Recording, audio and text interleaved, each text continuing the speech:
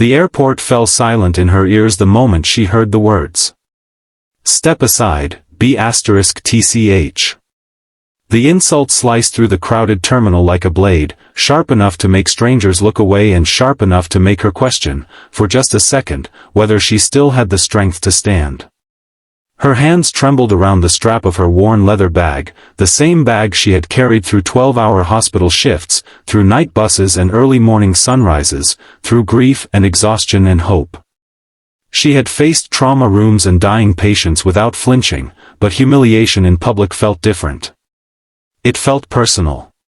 Before we continue, if you believe in kindness, in second chances, and in standing up for what's right, take a moment to like this video, share it with someone who needs hope, comment your thoughts, and subscribe to the channel. Stories like this remind us that dignity matters. Her name was Amelia Hart, a pediatric nurse who had just finished a volunteer mission overseas.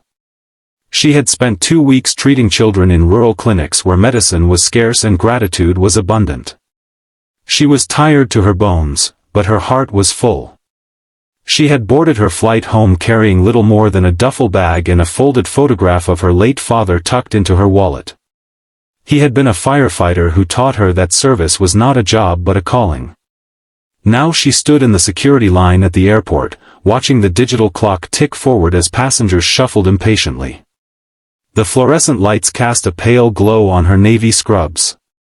She had not bothered to change, comfort mattered more than appearance after 16 hours of travel. The woman who had insulted her stood behind her, dressed in a tailored suit and designer heels, tapping aggressively on her phone. Her perfume was sharp, expensive, and overpowering. The security agent waved Amelia forward. She stepped through the metal detector, unaware that the simple silver necklace she wore, a small pendant containing a sliver of her father's old firehouse badge, would trigger the alarm. The machine beeped loudly. Conversations paused. Heads turned. The agent's expression hardened. He gestured for her to step aside. The suited woman behind her let out a frustrated sigh, loud enough to command attention.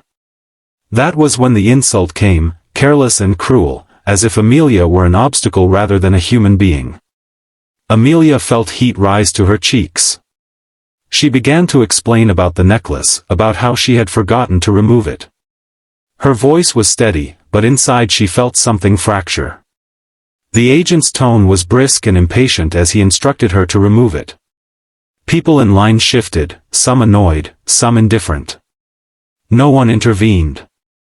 What Amelia did not notice was the tall man standing near the far end of the security area.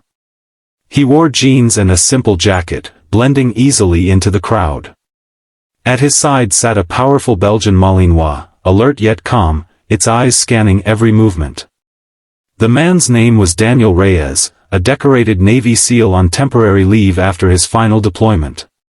The dog beside him, Valor, was more than a K-9 unit. He was a partner who had saved Daniel's life more than once in places where silence meant survival and trust meant everything. Daniel had seen chaos, violence, and fear. He had seen men break under pressure and others rise unexpectedly. But humiliation of someone who clearly posed no threat struck him in a different way. He watched the way Amelia stood, shoulders squared despite the sting of embarrassment. He saw the fatigue in her eyes and the resilience beneath it. The agent asked Amelia to step into the secondary screening area. The suited woman rolled her eyes dramatically and moved ahead in line, satisfied that the inconvenience had been removed. The words lingered in the air long after she disappeared through the checkpoint. Inside the small screening space, Amelia tried to keep her composure. She removed her necklace carefully, cradling it in her palm. The agent's movements were mechanical and detached. There was no empathy, no acknowledgement of her explanation. She felt less like a person and more like a problem to be processed. Outside the partition, Daniel felt Valor's posture shift. The dog's ears twitched, sensing the tension in his handler. Daniel crouched briefly, resting a hand on Valor's head. He knew the dog reacted not to aggression but to subtle cues, raised voices, rapid heartbeats, the kind of stress that filled enclosed spaces. Daniel stood again, eyes fixed on the scene. Amelia's bag was opened and inspected. Medical supplies spilled onto the table, bandages, a stethoscope, a few leftover vials of donated vitamins she had forgotten to distribute. The agent scrutinized each item as though searching for something sinister. The process felt endless. Daniel's gaze flickered to the badge on the wall identifying the agency, Transportation Security Administration. He respected security, he understood the necessity of vigilance. But he also understood the difference between caution and cruelty. When Amelia finally stepped out of the screening area, her eyes were bright with unshed tears, though none fell. She reassembled her belongings with trembling fingers. The terminal noise resumed its usual hum, indifferent to her ordeal. Daniel approached slowly, not as a hero charging into battle but as a man choosing to stand beside someone who had been made to feel small. He asked quietly if she was all right. His voice carried calm authority, the kind that comes from surviving storms. Amelia managed a faint smile and nodded, though her composure wavered. Valor stepped closer, his dark eyes meeting Amelia's. Without command, the dog gently nudged her hand. The simple gesture broke through her restraint. She knelt instinctively, burying her fingers in the dog's fur. The warmth grounded her. In that moment, the terminal disappeared. There was only steady breathing, quiet strength, and a reminder that not all encounters in airports ended in humiliation. Daniel listened as Amelia described her volunteer trip. She spoke about children who had never seen a real hospital, about mothers who walked miles for antibiotics, about the way gratitude could outshine poverty. She downplayed the insult, insisting it was nothing compared to what others endured daily. Yet her voice carried the weight of someone who had given so much and received disdain in return. Daniel told her, without embellishment, that service often went unseen but never unnoticed by those who mattered.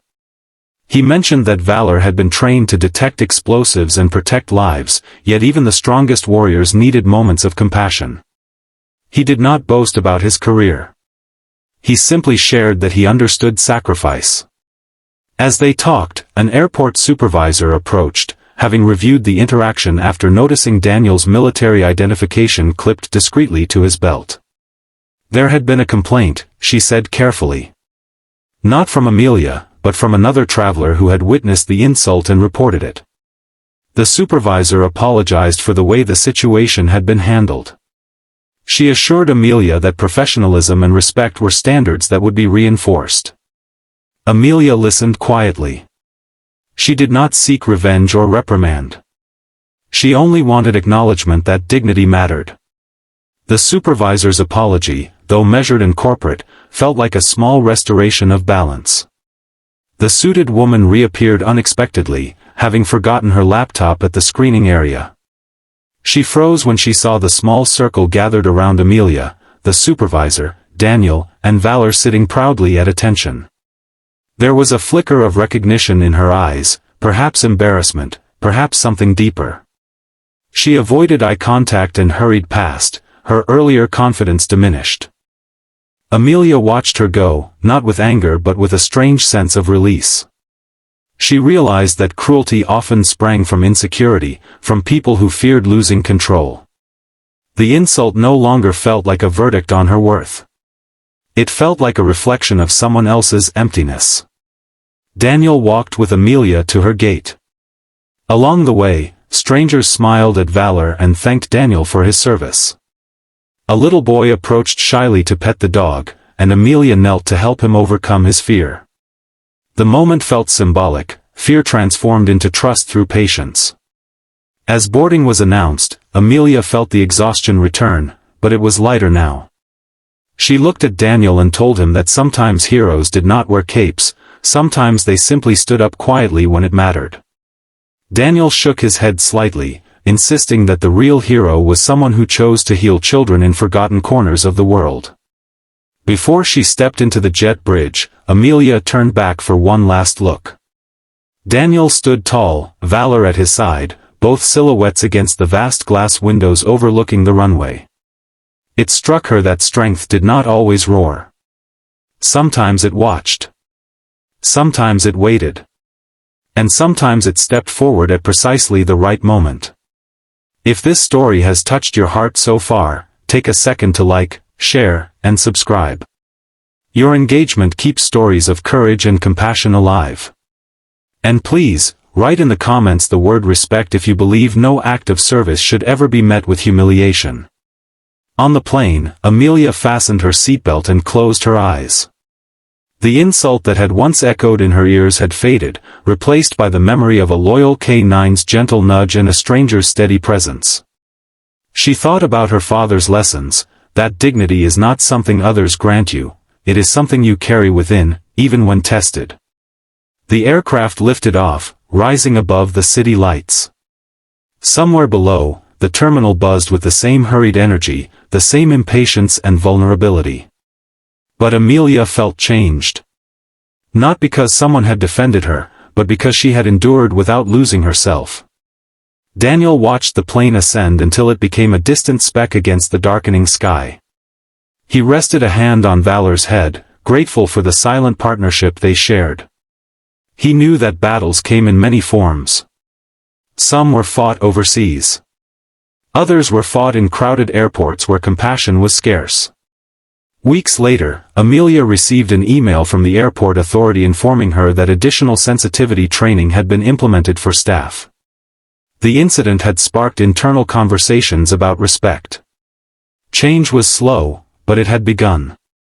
Amelia returned to her hospital shifts with renewed purpose. When overwhelmed parents snapped in fear, she responded with patience. When colleagues grew cynical, she reminded them why they started. She carried her father's pendant once more, not as a vulnerability but as a symbol of resilience. And somewhere, in another airport, Daniel and Valor moved quietly through crowds, watchful and ready. They would likely never see Amelia again.